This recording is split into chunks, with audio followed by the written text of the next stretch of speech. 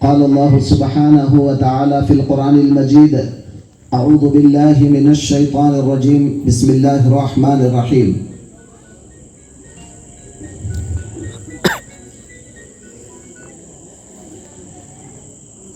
वमा मुहम्मदुन इल्ला रसूल क़द ख़लत मिन क़ब्लिहि रुसुल। सदक़ल्लाहु मौलाना अल-अज़ीम व क़ाल सुब्हानहु व तआला फ़ी शानि हबीबिहि इन्नल्लाहा व मलाइकतहु युसल्लूना अलन नबी या अय्युहल्लज़ीना आमनू सल्लू अलैहि व सल्लिमू तस्लीमा।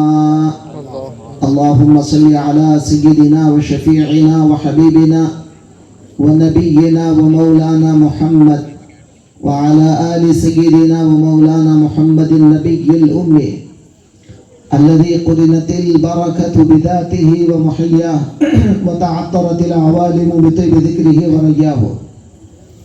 मोहतरम बुजुर्गों, मेरे अज़ीज़ दोस्तों, अल्लाह तबारक व तआला जल्ल शानुहु व अम्मा नवालुहु का बेइंतहा व बेकरार फज़ल है कि अल्लाह तबारक व तआला ने आपको और हमको प्यारे आका हुज़ूर रहमतुल लिल आलमीन जनाब मोहम्मद रसूलुल्लाह सल्लल्लाहु अलैहि वसल्लम का उम्मती बनाया। अल्लाह तबारक व तआला का एहसान है, करम है कि अल्लाह तबारक व तआला ने आपको और हमको आज अल्हम्दुलिल्लाह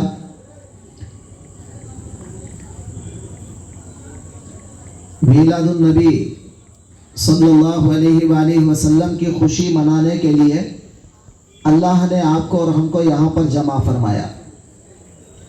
दोस्तों और बुजुर्गों, चूंकि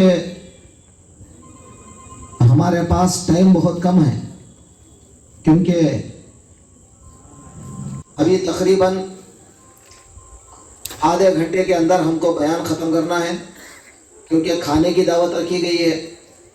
इसीलिए तकरीबन एक आधा घंटे से ज़्यादा टाइम नहीं है हमारे पास। तो लिहाजा मैं मुख्तसर तौर पर चंद बातें आपके सामने रख रहा हूँ। आप इन बातों को अच्छी तरह ज़हन नशीन कर लें, दिमाग में रख लें। आपको और हमको सबको मरना है। आपको भी मरना है, मुझे भी मरना है, हर मुसलमान को, हर काफिर को भी मरना है। आज तक दुनिया में जितने लोग आए हैं सब के सब अल्लाह का इनकार करे, अल्लाह को अल्लाह नहीं है बोल के बोलने वाले भी दुनिया में है। हर मजहब का मानने वाला इंसान दुनिया में है, नहीं मानने वाला भी दुनिया के अंदर है। लेकिन कोई भी आदमी ऐसा नहीं है कि जो आज तक कभी मरने का इनकार करा हो। मरना नहीं है, मौत नहीं है बोल के कोई भी इनकार नहीं करा, क्योंकि जितने लोग हजार हजार साल दुनिया में जिए उनको भी मौत आई। आखिरकार 1000 साल जीने के बाद भी मरना ही पड़ा। एक ना एक दिन मरना ही चाहिए किसी सूरत में। तुम 1000 साल जियो, 10,000 साल जियो, एक ना एक दिन मौत बरहक है। एक ना एक दिन इंसान को मरना ही चाहिए। इंसान हमेशा ये सोचना चाहिए कि मरने के बाद मेरा क्या होता। या दुनिया में आपको सोचने की जरूरत नहीं है, क्योंकि दुनिया आपके मुकद्दरात में से है। मुकद्दर वो तो समझते आप, तेलुगु में आप बोलते तला राता, तेलुगु में बोलते ना अक्सर तला राता, यानी राता एला उंदो अलागे औतुंदी।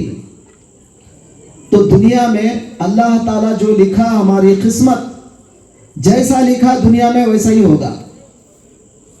आप इसको बदल नहीं सकते, यह किस्मत को आप बदल नहीं सकते।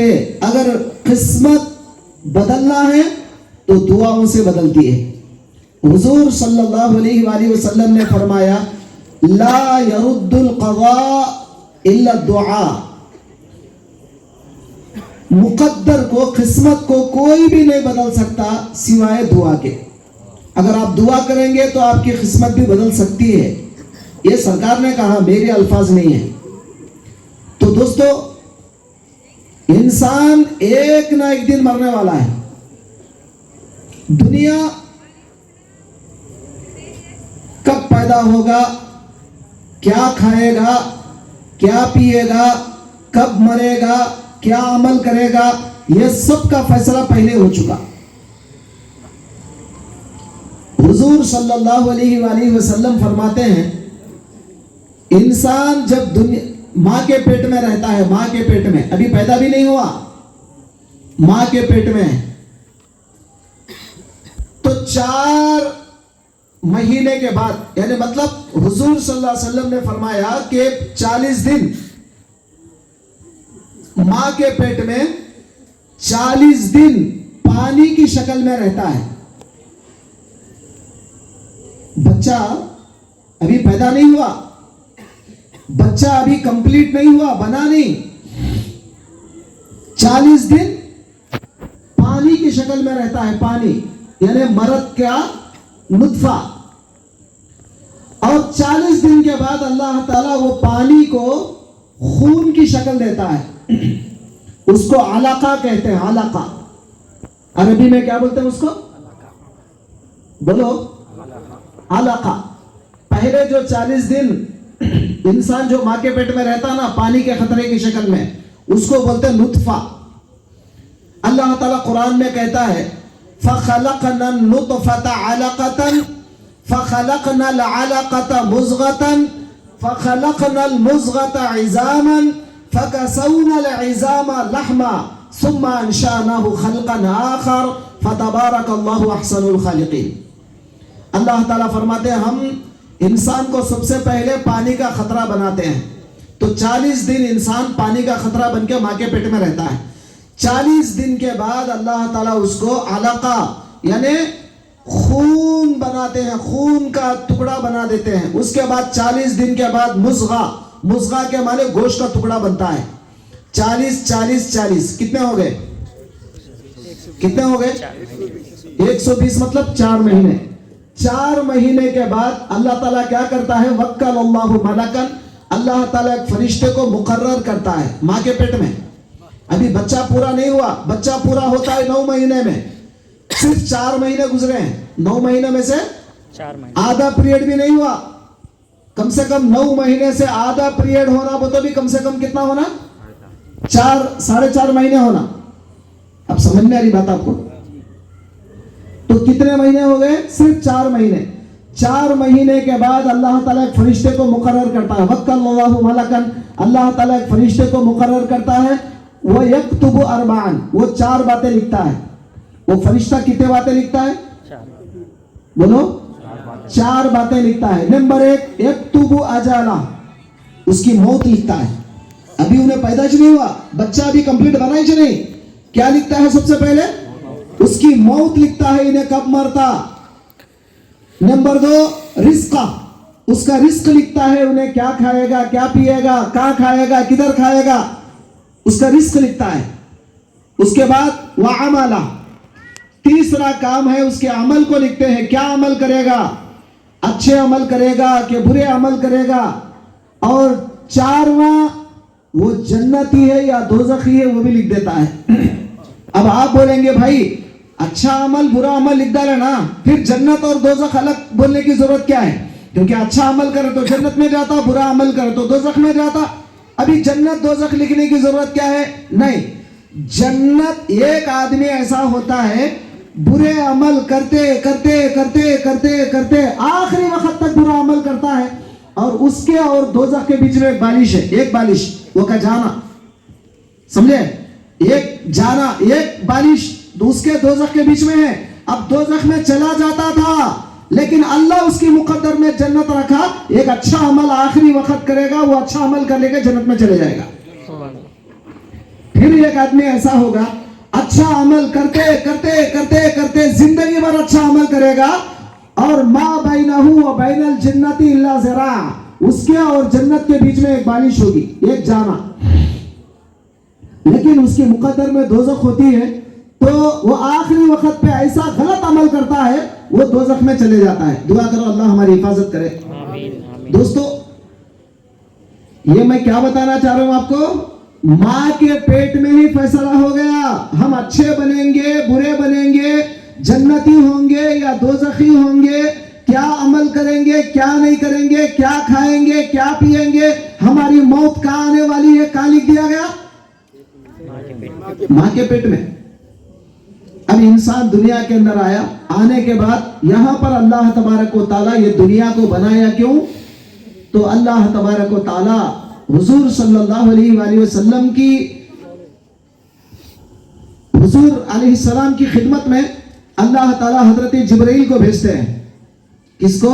जिब्रील। हजरत जिब्रील को भेजते हैं रसूल की खिदमत में। हजरत जिब्रील से कहते हैं, ऐ जिब्रील, जाओ मेरे हबीब के पास, जाओ मेरे पैगंबर के पास और जाकर उनको बताओ कि या मोहम्मद, ऐ मोहम्मद सल्लल्लाहु अलैहि वसल्लम, अल्लाह तबारक व तआला कहता है, मैंने दुनिया को खलक़तु दुनिया व अहलहा लियुअर्रिफू करामतक व मंजिलतक।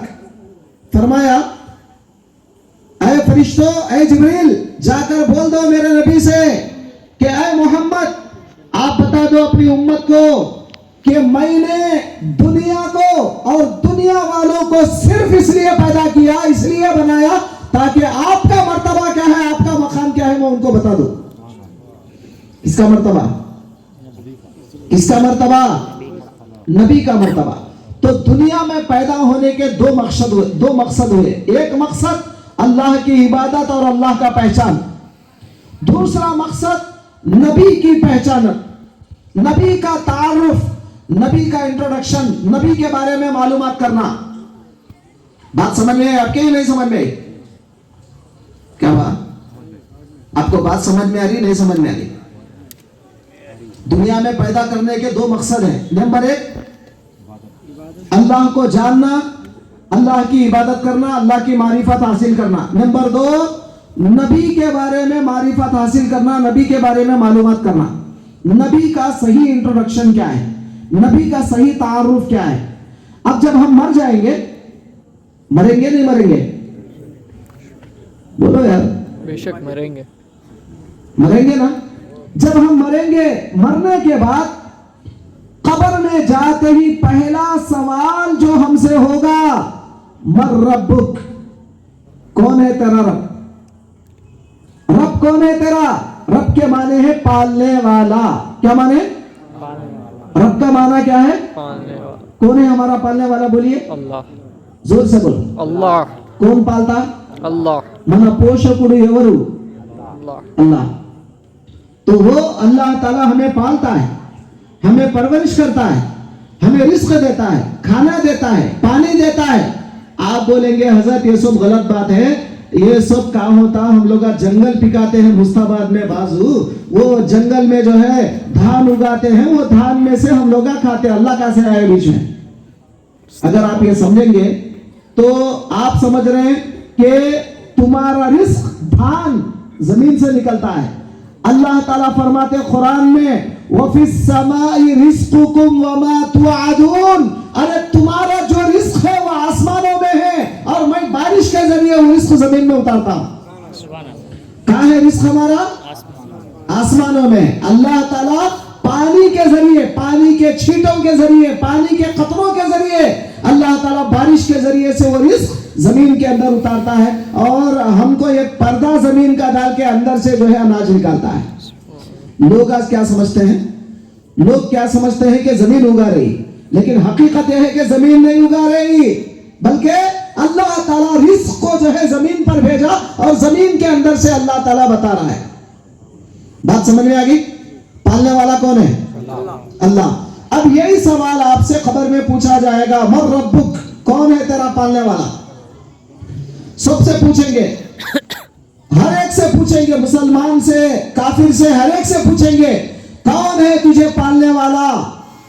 अगर उसके दिमाग में, उसके दिल में अगर यह बात बैठ गई कि मुझे नौकरी पालती है, मुझे तिजारत पालती है, मुझे बिजनेस पालती है, मैं बिजनेस की वजह से पलता हूं, मेरी तिजारत की वजह से मैं पलता हूं, मेरे जो है ना कारोबार की वजह से मैं पलता हूं, अगर ये बात उसके दिल में है तो कब्र में भी वही बात आएगी।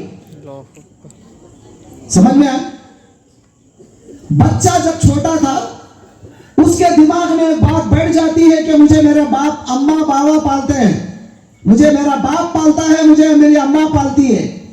और वही बच्चा जब बड़ा होता है, नौजवान बनता है, उसके पैर जरा लंबे हो जाते हैं तो वो बच्चा ये समझ लेता है कि मैं नौकरी करके पढ़ रहा हूं, मैं तिजारत करके पढ़ रहा हूं, मैं बिजनेस करके पढ़ रहा हूं। मगर और जरा बूढ़ा हो जाता है, बूढ़ा होने के बाद अब बच्चों पे डिपेंड हो जाके उसका अकीदा ये आ जाता है कि मेरे बच्चे मुझे पालते हैं।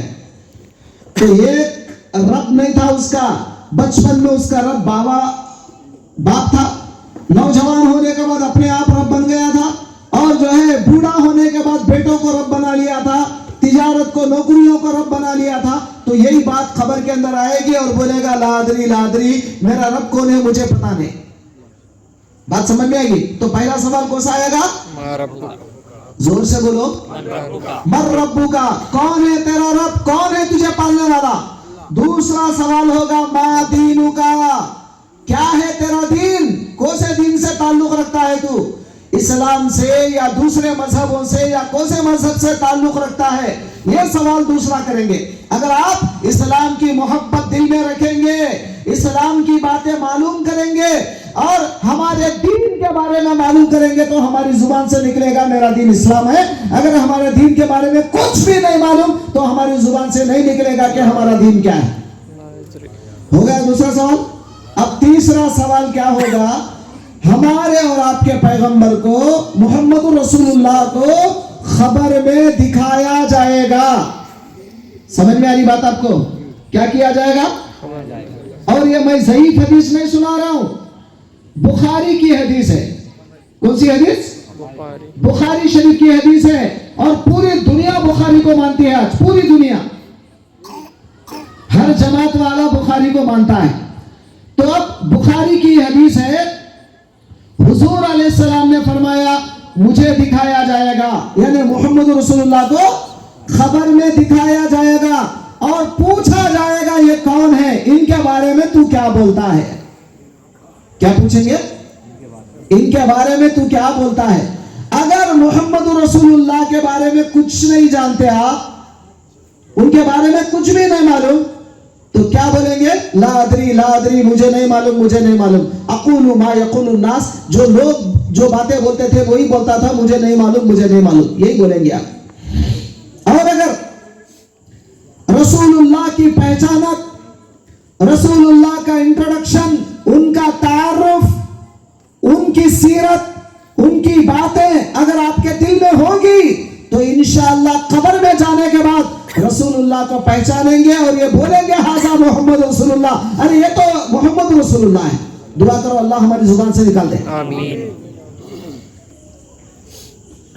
तो अब खबर में तीन सवालों में से पहला सवाल जो होगा मर रब्बु का, अगर कोई आदमी उसका जवाब नहीं दिया कोई बात नहीं।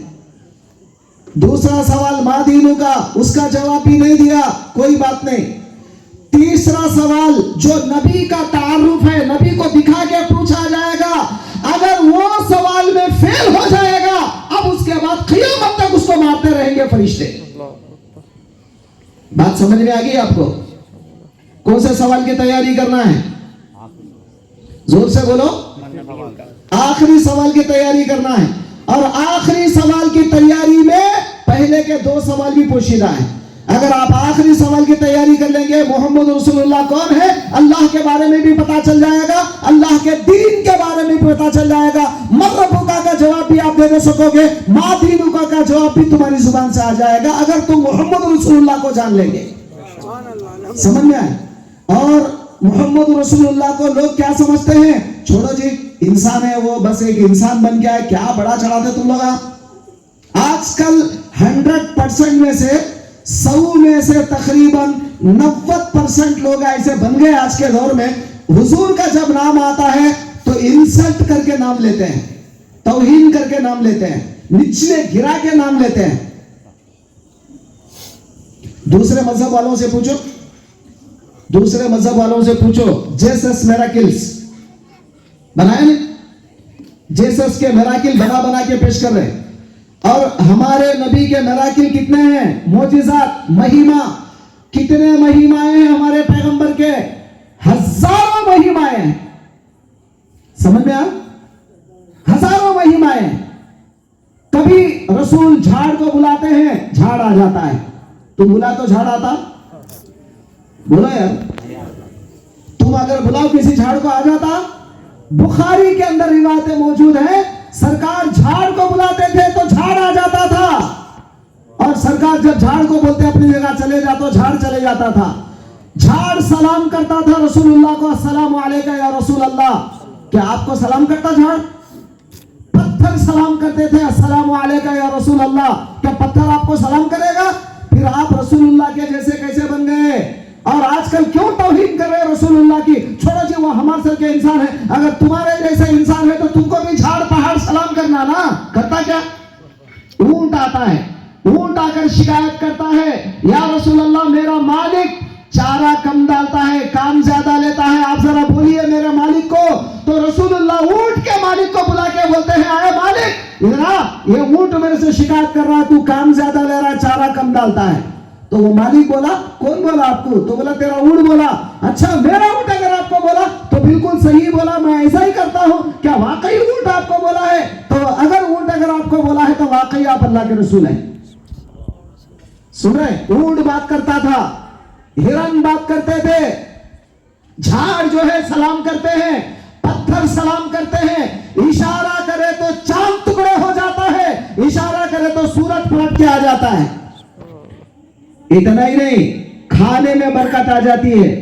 सिर्फ मुट्ठी भर खजूर है, मुट्ठी भर खजूर 10,000 लोग खिलाते हैं, 10,000 लोगों को। कितने? आज तुम्हारे मुस्तफाबाद में कम से कम पूरे गांव को खिलाने के वास्ते 80 किलो 100 किलो पका तो लोग डरते रहते हैं, बस होता कि नहीं की, बस होता कि नहीं की, बस होता कि नहीं की। रसूलुल्लाह सल्लल्लाहु अलैहि वसल्लम जंगे तबूक के मौके पर मुट्ठी भर खजूर है, उसके ऊपर कपड़ा डाल के 10,000 लोगों को खिला दिए। कितने? 10,000। एक साहबी आते हैं, उनको शुगर पेशेंट थे, मैं अपने अल्फाज में बता रहा हूं क्योंकि आप बोलेंगे वो जमाने में शुगर बीमारी मालूम थी, क्या बोलेंगे तुम? तो क्योंकि भूख लगना, बार बार भूख लगना वही बीमारी है ना। तो बार बार वो साहबी को भूख लगता था, तो वो साहबी भूख के मारे क्या करते थे, जब ज्यादा से ज्यादा भूख लगती थी तो बर्दाश्त नहीं करते थे, रसूलुल्लाह सल्लल्लाहु अलैहि वसल्लम के पास आए, आके बोले, या रसूल अल्लाह मुझे बार बार भूख लगती है, बार बार भूख लगती है, आप कुछ कीजिए। सरकार दो आलम ने कहा एक थैली बना ले, बाजू तेरे एक थैली बना ले, और उसके बाद चंद खजूर, मुट्ठी भर खजूर, कितने? मुट्ठी भर खजूर रसूलुल्लाह ने वो सहाबी को दिए, और उसके बाद कहा कि वो झोली में डाल ले, जब भी तुझे भूख लगे एक एक खजूर को निकालते रहे और खाते रहे। तो वो सहाबी कहते हैं रसूलुल्लाह जब तक जिंदा थे, बाहयात थे, पूरी जिंदगी में खाता रहा। रसूलुल्लाह के बाद जब अबू बकर का जमाना आया 2 साल, वो 2 साल भी खाता रहा। जब उमर का जमाना 10 साल गुजरा, वो भी खाता रहा। जब उस्मान का जमाना आया, अब मेरे को डाउट हुआ आखिर कितने खजूरा है मेरे थैली में, जब निकाल के देखा तो जितने रसूलुल्लाह दिए थे उतने ही है। कम से कम कई 15-20 साल आपने खाया उन खजूरों को। क्या है ये? मिराकिल, महिमा, रसूलुल्लाह के महिमाएं, अरे पूरी किताबों में लिखा हुआ है, पढ़ के सुनाओ लोगों को, लोगों का यकीन बढ़ेगा मोहम्मद रसूलुल्लाह की जात पर। रसूलुल्लाह हमारे इंसान है, मगर हमारे जैसे इंसान नहीं, बल्कि उनकी इंसानियत में हमारी इंसानियत में बहुत बड़ा फर्क है। बात को समझ में आ रही है आपके कि नहीं? तो दोस्तों, कल कब्र में जाने के बाद रसूलुल्लाह के बारे में पूछा जाएगा, कौन है तेरे नबी? सरकार को दिखा के बोलेंगे कौन है ये? पहचानना के नहीं पहचानना? अरे बोलो, पहचान। नहीं पहचानते? पहचानना है ना? तो जब उनको पहचानना है तो उनके बारे में, उनका तारुफ, उनका इंट्रोडक्शन, उनके बारे में तमाम बातें दुनिया में मालूमात कर लेके जाएंगे आप। अल्लाह वालों से, अल्लाह वालों की मजलिसों में, अल्लाह वालों की खानकाहों में, अल्लाह वालों के मदारिस में जब उनके बारे में गुफ्तगू चलती है, वो सारी बातें मालूम करके में जब जाएंगे तो कब्र में हमारी और आपकी जुबान से निकलेगा हाजा मोहम्मद रसूलुल्लाह। अगर आप मालूमात करके नहीं जाएंगे तो फिर हमारी जुबान से वही निकलेगा लादरी लादरी, मैं नहीं जानता, मैं नहीं जानता। उसके बाद रसूलुल्लाह सल्लल्लाहु अलैहि वसल्लम खबर में, तवज्जो करो, खबर में आज भी हैं, आराम कर रहे हैं। क्या कर रहे हैं? जोर से बोलो, आराम कर रहे हैं। मर गए बोले तो मतलब यह है कि जिस्म टुकड़े टुकड़े हो जाके हड्डियां नहीं हो गए। बुखारी शरीफ की रिवायत है, रसूलुल्लाह सल्लल्लाहु अलैहि वसल्लम फरमाते हैं, जो कोई बंदा मुझे सलाम करता है मेरे दुनिया से जाने के बाद भी मैं उसके सलाम का जवाब देता हूं। क्या करता हूं? सिर्फ सलाम का जवाब नहीं, उसके बाप का नाम लेकर जवाब देता हूं। बुखारी में, अरे गैरे किताबों में नहीं है, ज़ईफ हदीसें नहीं है। बुखारी पढ़ो, पता चलेगा आपको। बुखारी शरीफ के अंदर रिवायत मौजूद है। अल्लाह ताला सरकार दो आलम का तारुफ उनकी जुबान से फरमा रहा है, ऐ सहाबियों, मेरे जाने के बाद मैं, जो कोई बंदा दुनिया में मुझे सलाम करेगा उसके बाप का नाम लेके जवाब देता हूं। अब अगर भाई सलाम करा समझो जाके अस्सलामु अलैका या रसूल अल्लाह बोल के, वो तो सरकार क्या जवाब देंगे? वालेकुम अस्सलाम या इब्न अब्दुल लतीफ बोलेंगे, ऐ अब्दुल लतीफ के बेटे तेरे ऊपर सलाम हो बोलेंगे, मेरे बाप का नाम लेके जवाब देंगे। तो इसका मतलब यह कि मेरे बाप का नाम भी रसूलुल्लाह को मालूम होना, नहीं मालूम होना? अरे बोलो यार, मैं तो बुखारी के हदीस पढ़ रहा हूं, अरे नहीं। अब बुखारी में रसूलुल्लाह ने फरमाया तेरे बाप के नाम के साथ मैं जवाब देता हूं, तो रसूलुल्लाह दुनिया में जितने मुसलमान हैं उन सब के बाप को भी जानते हैं। समझ में आएगी बात आपको? और सरकार दो आलम सल्लल्लाहु अलैहि वसल्लम से सहाबा पूछते हैं, या रसूलल्लाह कैसे हमारा सलाम आप पर पहुंचेगा जबकि आपके हड्डियां भी खत्म हो जाएगी, आपकी खबर में आपके हड्डियां भी इधर उधर हो जाएंगी, वक़द अरिमता, ये कैसे होगा? रसूलुल्लाह फरमाते हैं, अरे दोस्तों, अल्लाह ताला मेरे जिस्म को खबर के ऊपर यानी मट्टी पर हराम कर दिया, मट्टी मेरे जिस्म को भी नहीं रखती, खाती नहीं मट्टी मेरे जिस्म को, फ्रेश रहती है वैसे के वैसे। बात समझ में आ गई आपको क्या नहीं? अरे समझ में आ रही, नहीं समझ में आ रही? तो दोस्तों, ये मजलिसें, ये महफिलें, ये बयानात रखने का सिर्फ मकसद एक मकसद है कि रसूलुल्लाह सल्लल्लाहु अलैहि वसल्लम का मकाम क्या है तुम्हारे दिलों में लाना है। आज दुनिया में एक चाल चली जा रही, पूरी दुनिया के अंदर क्या चाल चल रहे लोग कि रसूलुल्लाह के मर्तबे को घटाएं, सरकार के मर्तबे को कम करें। सारी दुनिया में एक चाल चली जा रही है कि सरकार के मकाम को घटा कर लोगों में बयान किया जाए। आज सही जो उलमा है, सही जो बड़े बड़े मशाइखीन हैं, वो इस बेड़े को लिए हैं कि रसूलुल्लाह का जो मर्तबा अहादीस में बयान किया गया है, उस मर्तबे को जो है खुलकर बयान करके लोगों में सरकार का मकाम बता देंगे। दोस्तों, आखिरी बात आपके सामने रख रहा हूं, सरकार का मर्तबा छुपाना किसका काम था? कुरान कहता है, वयक्तुमूना मा अंज़लना मिनल बय्यिनात, पारा नंबर 2 सूरह बकरा, अल्लाह तबारक व तआला फरमाते हैं, वयक्तुमूना मा अंज़लना मिनल बय्यिनात, अरे वो लोग जो हमारे निशानियों को छुपाते हैं। तो उसकी तफसीर में उलमा किराम ने, मुफस्सिरीन, बड़े बड़े मुफस्सिरीन, ये दौर के नहीं, पुराने दौर के 1000 साल पहले उस जमाने के मुफस्सिरीन ने लिख दिया है। क्या लिखा? वो लोग रसूलुल्लाह के मकाम को छुपाते थे, रसूलुल्लाह के मर्तबे को छुपाते थे। वयक्तुमूना शाना मोहम्मद, वो मोहम्मद के शान को छुपाते थे। वो कौन थे? वो यहूदी लोग थे। कौन थे? यहूदी लोग थे, और रसूलुल्लाह के मर्तबे को छुपाते थे, मर्तबे को, मकाम को छुपाते थे, रसूलुल्लाह के शान और अजमत को छुपाते थे। लेकिन अल्लाह ताला ने नबी अलैहिस्सलातु वस्सलाम को, उनके गुलामों को ऐसी जिम्मेदारी दिया कि उनके गुलाम क़यामत तक नबी का मर्तबा बताते रहेंगे।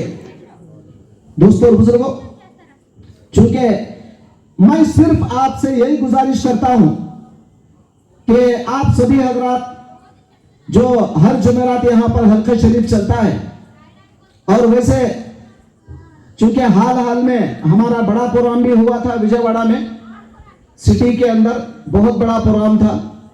अब चूंकि वो अभी हाल में हुआ है 2-3 दिन पहले, इसीलिए ज्यादा तादाद में लोग यहाँ पर, चूंकि आज छुट्टी का दिन भी नहीं है, इसलिए लोग जो है ज्यादा तादाद में यहाँ पर नहीं आए।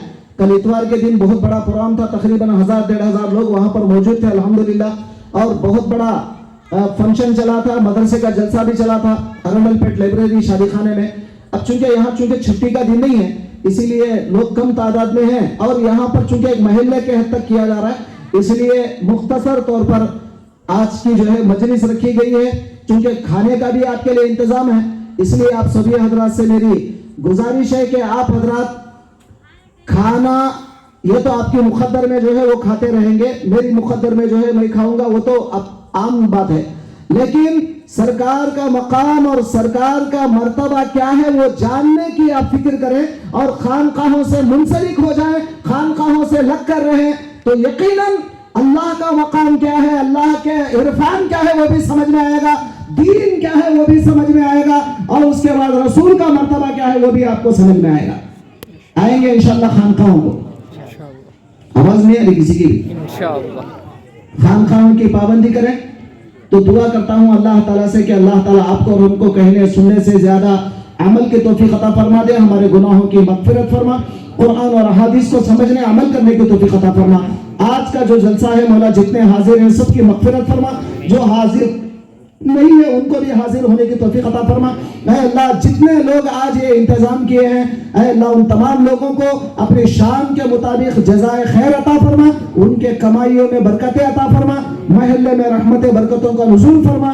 वास्ता तेरे हबीब पाक का, वास्ता तेरे औलिया किराम का, सल्लल्लाहु ताला अला खैरि खल्क़ि मुहम्मद व अला आलिहि व अस्हाबिहि व अहलिhi अजमईन बिरहमतिका या रहमान।